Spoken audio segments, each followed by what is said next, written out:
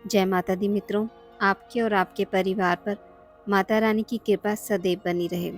हिंदू धर्म में ज्येष्ठ पूर्णिमा का दिन अत्यंत शुभ माना गया है। मान्यता है कि इस दिन चंद्रमा अपनी 16 कलाओं से परिपूर्ण होता है। पूर्णिमा का दिन भगवान विष्णु व माता लक्ष्मी को समर्पित है। ऐसे में इस दिन श्री हरि विष्णु व माँ लक्ष्मी के पूजन का विधान है। मान्यता है कि इस दिन नियम पूर्वक व्रत पूजा आदि करने से जातक की मनोकामनाएं पूरी होती हैं। साल 2024 में ज्येष्ठ पूर्णिमा की तिथि प्रारंभ होगी 21 जून को सुबह 6:01 पर। ज्येष्ठ मास की पूर्णिमा तिथि समाप्त होगी 22 जून को सुबह 5:07 पर। ज्येष्ठ पूर्णिमा का व्रत 21 जून को रखा जाएगा और 22 जून को स्नान दान किया जाएगा। इस दिन पूजा विधि। इस पावन दिन सुबह जल्दी उठकर स्नान कर लें। नहाने के बाद घर में दीप प्रज्वलित करें। अगर संभव हो तो इस दिन व्रत भी रखें। विष्णु भगवान के साथ माता लक्ष्मी की पूजा करें। भगवान विष्णु को भोग लगाएं। भगवान विष्णु और माता लक्ष्मी की आरती करें। इस पावन दिन भगवान विष्णु और माता लक्ष्मी का अधिक से अधिक ध्यान करें। पूर्णिमा पर चंद्रमा की पूजा का विशेष महत्व है। चंद्रोदय होने के बाद चंद्रमा की पूजा अवश्य करें। चंद्रमा को अर्घ्य देने से दोष से मुक्ति मिलती है। ज्येष्ठ पूर्णिमा व्रत की कथा। भद्र देश के एक राजा थे जिनका नाम अश्वपति था। भद्र देश के राजा अश्वपति के कोई संतान नहीं थी। उन्होंने संतान की प्राप्ति के लिए मंत्रोच्चारण के साथ प्रतिदिन 1 लाख आहुतियाँ दी। 18 वर्षों तक यह क्रम जारी रहा। इसके बाद सावित्री देवी ने प्रकट होकर वर दिया कि राजन, तुझे एक तेजस्वी कन्या पैदा होगी। सावित्री देवी की कृपा से जन्म लेने के कारण से कन्या का नाम सावित्री रखा गया। कन्या बड़ी होकर बेहद रूपवान हुई। योग्य वर न मिलने की वजह से सावित्री के पिता दुखी थे। उन्होंने कन्या को स्वयं वर तलाशने भेजा। सावित्री तपोवन में भटकने लगी। वहाँ साल्व देश के राजा घुमतसेन रहते थे, क्योंकि उनका राज्य किसी ने छीन लिया था। उनके पुत्र सत्यवान को देखकर सावित्री ने पति के रूप में उनका वरण किया। ऋषि राज नारद को जब यह बात पता चली तो वह राजा अश्वपति के पास पहुँचे और कहा कि हे राजन, यह क्या कर रहे हैं आप? सत्यवान गुणवान है, धर्मात्मा है और बलवान भी है, पर उसकी आयु बहुत छोटी है। वह अल्पायु है।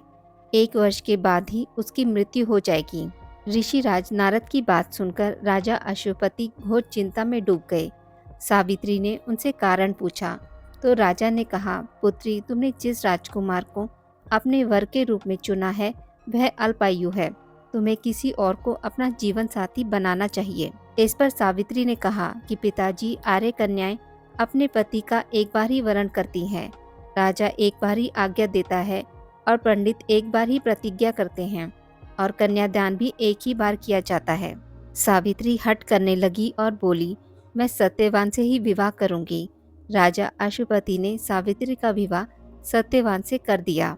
सावित्री अपने ससुराल पहुंचते ही सास ससुर की सेवा करने लगी।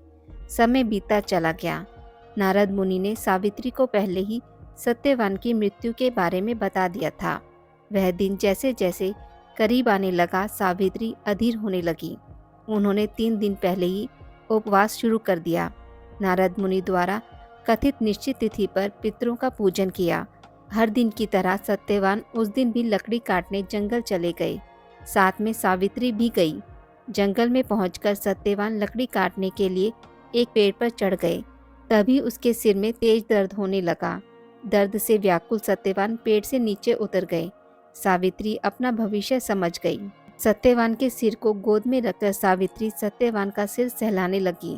तभी वहां यमराज आते दिखे। यमराज अपने साथ सत्यवान को ले जाने लगे। सावित्री भी उनके पीछे पीछे चल पड़ी। यमराज ने सावित्री को समझाने की कोशिश की कि यही विधि का विधान है, लेकिन सावित्री नहीं मानी। सावित्री की निष्ठा और पतिपरायणता को देखकर यमराज ने सावित्री से कहा कि हे देवी, तुम धन्य हो, तो मुझसे कोई भी वरदान मांगो। सावित्री ने कहा कि मेरे सास ससुर वनवासी और अंधे हैं, उन्हें आप दिव्य ज्योति प्रदान करें। यमराज ने कहा, ऐसा ही होगा, जाओ अब लौट जाओ। लेकिन सावित्री अपने पति सत्यवान के पीछे पीछे चलती रही। यमराज ने कहा, देवी तुम वापस जाओ। सावित्री ने कहा, भगवान, मुझे अपने पति देव के पीछे पीछे चलने में कोई परेशानी नहीं है। पति के पीछे चलना मेरा कर्तव्य है। यह सुनकर उन्होंने फिर से उसे एक और वर मांगने के लिए कहा। सावित्री बोली, हमारे ससुर का राज्य छिन गया है, उसे पुणे वापस दिला दें। यमराज ने सावित्री को यह वरदान भी दे दिया और कहा, अब तुम लौट जाओ। लेकिन सावित्री पीछे पीछे चलती रही। यमराज ने सावित्री को तीसरा वरदान मांगने को कहा। इस पर सावित्री ने 100 संतानों और सौभाग्य का वरदान मांगा। यमराज ने इसका वरदान भी सावित्री को दे दिया। सावित्री ने यमराज से कहा कि प्रभु, मैं एक पतिव्रता पत्नी हूँ और आपने मुझे पुत्रवती होने का आशीर्वाद दिया है। यह सुनकर यमराज को सत्यवान के प्राण छोड़ने पड़े। यमराज अंतर्ध्यान हो गए और सावित्री उसी वट वृक्ष के पास आ गई जहाँ उसके पति का मृत शरीर पड़ा था।